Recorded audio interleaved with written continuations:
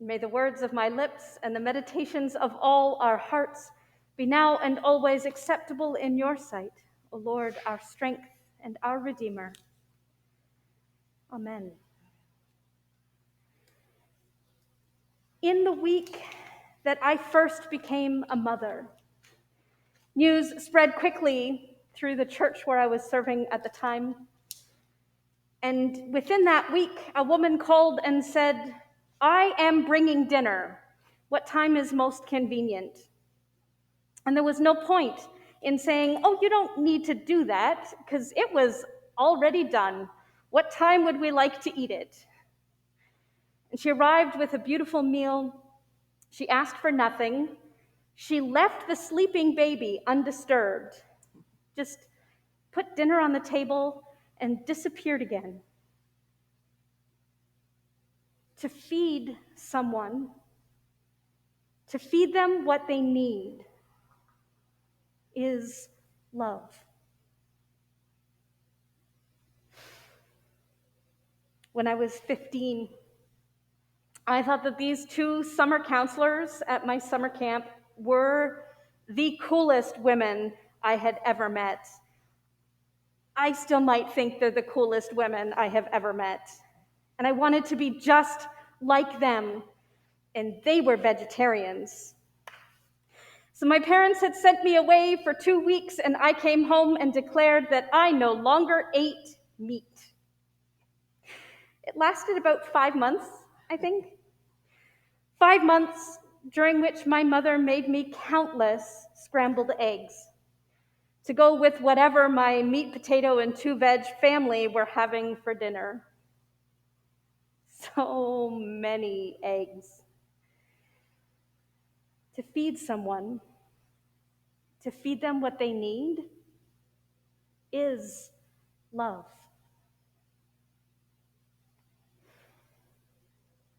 My friend has some unusual food allergies, and we first met at conferences and camps.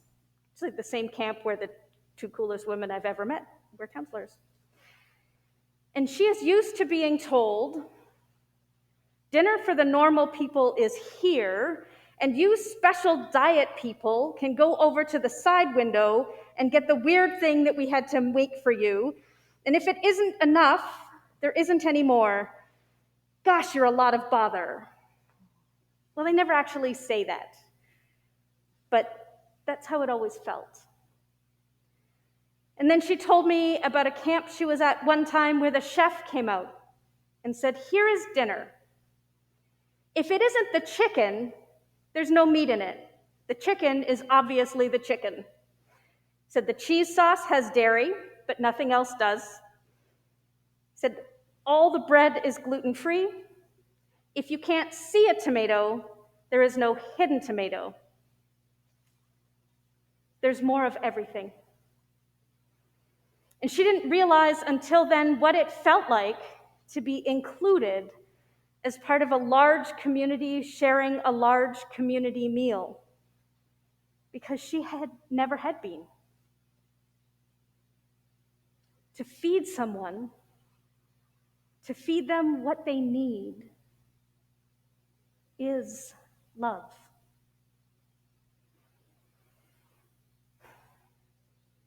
My childhood memories of my grandparents are vague and unclear, but I do vividly recall that every time we came, my sisters and I were offered cereal for breakfast. And in the cupboard, there was always one box of that stuff that we were never allowed to eat at home.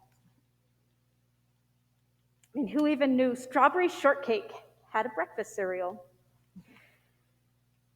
We never even opened the box.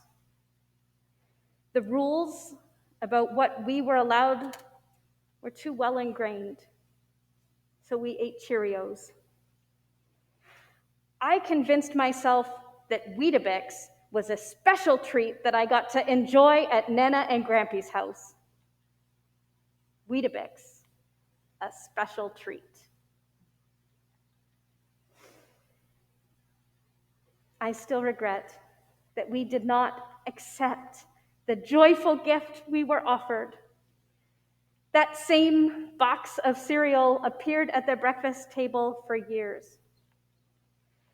And this simple kindness, Nana and Grampy's desire for us to actually have a delightful, special thing that we got to enjoy at their house, was rejected over and over again. By the time we were old enough to understand what the gesture meant, by the time we were old enough to undo some of our solid programming about what was allowed at the breakfast table, it was too late. Somebody had figured that box of cereal had been around long enough. I still regret that I didn't understand in time what my grandparents knew, that to feed someone, to feed them what they need, is love.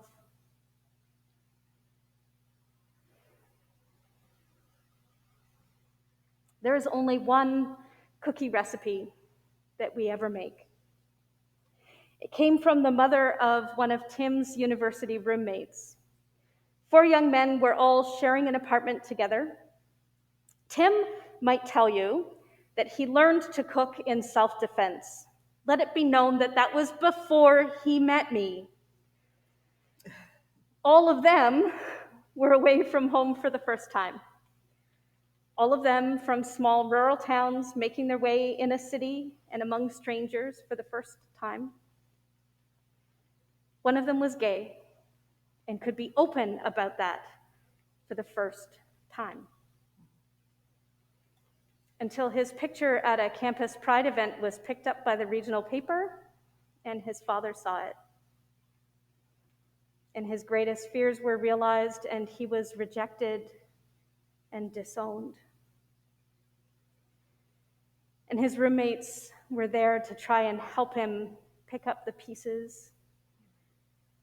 And through it all, every time one of the other 4 went home, he came back with a tin of his mother's homemade chocolate chip cookies for my boys, for all her boys.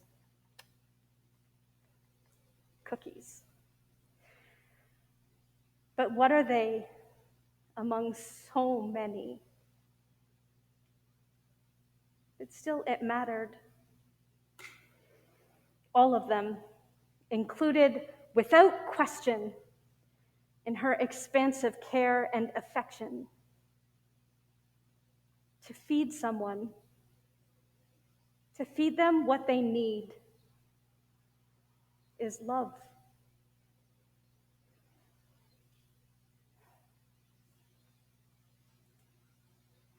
Once, on a hillside far away from any village or town, people gathered to hear a preacher. He told them, God is near.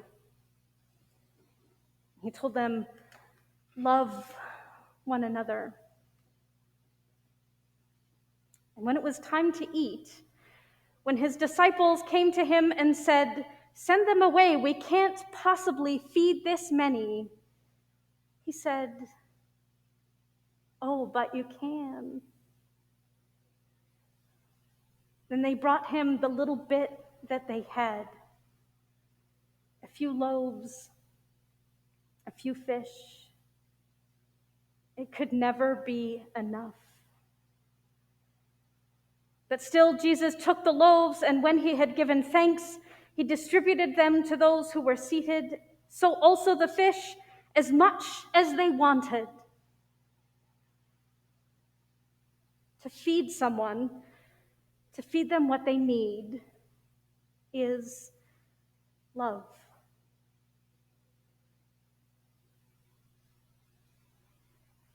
This is the God that we gather to worship. This is the God whose name we praise, this God who gave manna in the desert, this God who said, I am bread. This God who said, when you eat this, remember me. This God who said, feed my sheep, tend my lambs. This God who said, you think you can't, but you can. Oh, but you can. If you bring me what little you have and share it. This God who said, you think you can't accept this, but you can. Oh, but you can. Only eat this and remember me. This is the one who feeds us, who gives us what we need. This is love. This is the God who loves me and who loves you, and this is why I miss so much the Eucharist, in which God says to us all, this is love. You think you can't accept this, but you can. Eat this and remember me. And I am so hopeful and so grateful that we will share this meal together again soon. But before that, we have August, when we will no longer be together, not even like this.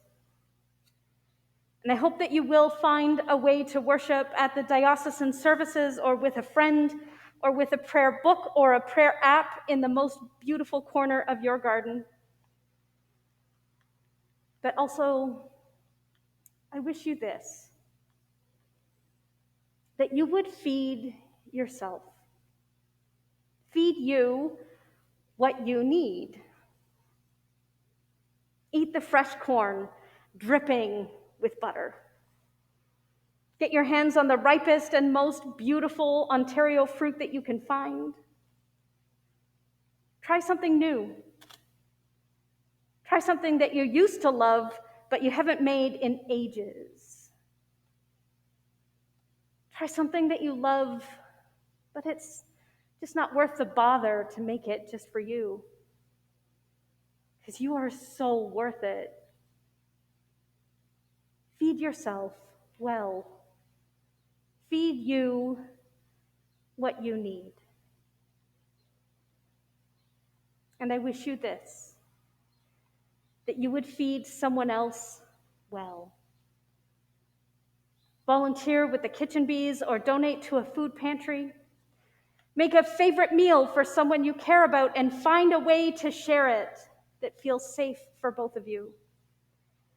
Or call that friend with the complicated dietary restrictions and figure out what kind of food you could share together. Do a grocery run for a neighbor that isn't ready to rush back into stores yet. Bake cookies. Share them with someone whose mom doesn't bake them cookies anymore. Feed someone well. Feed them what they need. And in turn, accept that gift when it is offered to you by someone who loves you. Because this is love. Love that you can smell and touch and taste. I wish you this, that your belly and your heart be filled with the love of Christ that surpasses knowledge, that you may filled with all the fullness of God abundantly. Thanks be to God.